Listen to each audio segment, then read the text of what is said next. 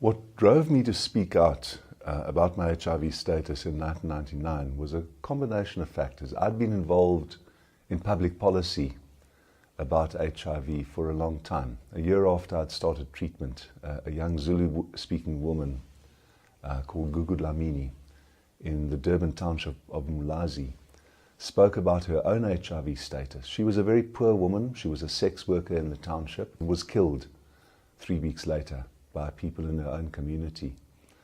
And that made it impossible for me to remain silent any longer. We know that external stigma exists in the form of enacted discrimination. People act out their disapproval, condemnation, ostracism by discriminating against people, and it still exists. But there's also a very difficult dimension to stigma, which is its internalized component, which is that people with HIV and at risk of HIV blame themselves, and that makes it difficult to speak out as well. The silence and the stigma, particularly internalized stigma, is still preventing people from being tested.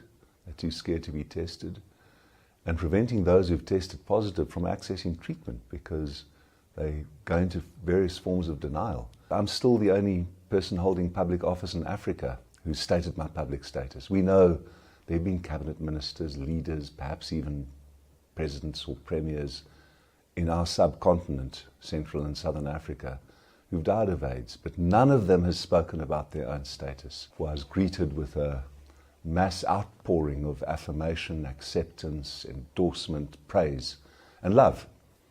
And that hasn't stopped.